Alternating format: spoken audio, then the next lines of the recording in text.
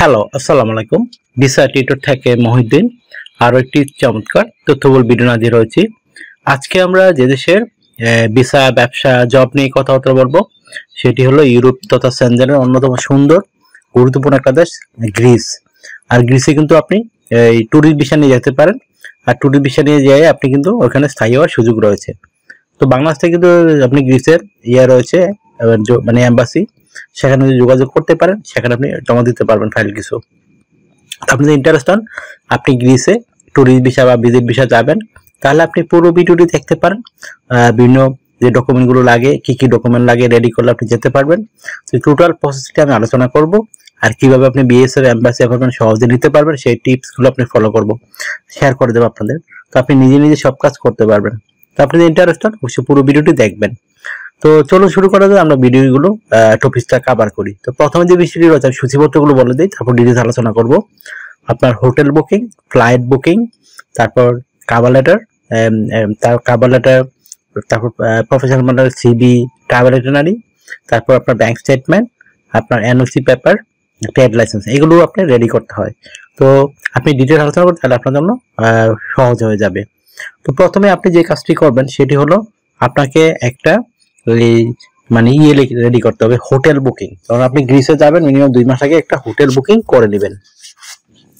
তো সেটা আপনি বিভিন্ন ক্রেডিট কার্ড দিয়ে করতে পারেন, ভিসা কার্ড, মাস্টার কার্ড থাকলে হয়, ডুয়াল কারেন্সি কার্ড আপনি ইজিলি করতে পারবেন।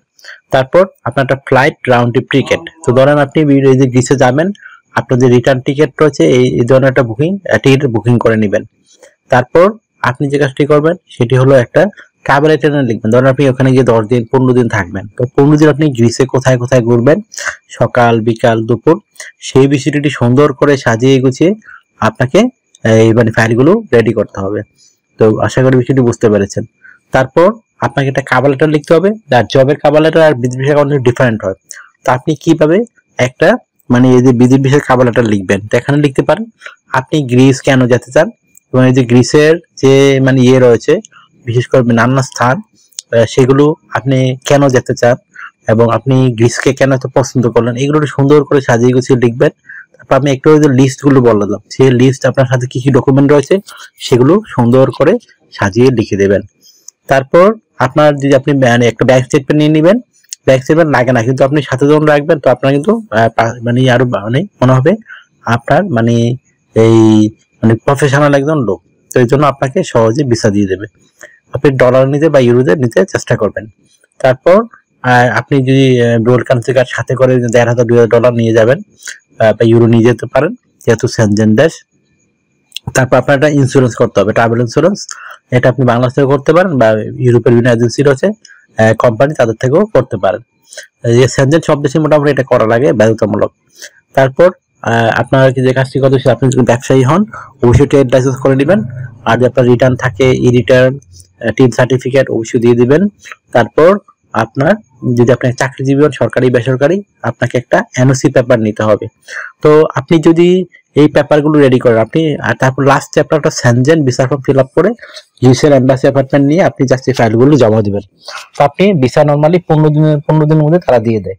তো সেনজেনের একটা সুবিধা রয়েছে, ভিসা ফি আপনার 100 ইউরোর মতো খরচ হয়, এই ধরনের আপনি দিতে পারেন। আশা করি বিষয়টি বুঝতে পেরেছেন। আর লাস্টে আপনি একটা রেডি করে নেবেন প্রফেশনাল মানে সিভি। তো সিভি দিলে বোঝাবেন আপনি একজন প্রফেশনাল লোক। তো আপনি সিভিটি বিভিন্ন রেডি করতে পারেন। আপনার ডকুমেন্ট লাগে আপনার এনআইডি কার্ড, আপনার পাসপোর্ট, আপনার ইমেল ঠিকানা, আপনার লিঙ্কডইন প্রোফাইল, পাসওয়ার্ড ছবি, আপনার কাজের অভিজ্ঞতা, ওয়ার্কিং হিস্টোরি, আপনার এডুকেশন ব্যাকগ্রাউন্ড সার্টিফিকেট, আপনার সরকারি ট্রেনিং সার্টিফিকেট, এগুলো থাকলে একটা স্ট্যান্ডার্ড সিভি রেডি করতে পারবেন। আর বিষয়টা লিঙ্কডইন প্রোফাইল। তো আপনি কিভাবে তথ্যগুলো সাজাবেন, এটা একটা মোস্ট ইম্পর্টেন্ট বিষয়। তো প্রথমে আপনার এনআইডি কার্ড, পাসপোর্ট, আপনার name, personal details, contact details আপনি অ্যাড করে নেবেন। তারপর আপনার লিঙ্কডইন প্রোফাইল দিয়ে দিবেন, আপনার পাসপোর্টের ছবিটি অ্যাড করে দিবেন।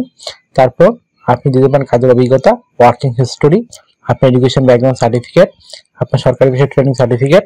তারপর রয়েছে আপনার বিভিন্ন স্কিলস রয়েছে, ডিজিটাল স্কিল, ল্যাঙ্গুয়েজ প্রফিসিয়েন্সি, এগুলো আপনি অ্যাড করে দিবেন। আর লাস্টে আপনার যে হবি রয়েছে ট্রাভেলিং, সেটা আপনি উল্লেখ করে দিবেন।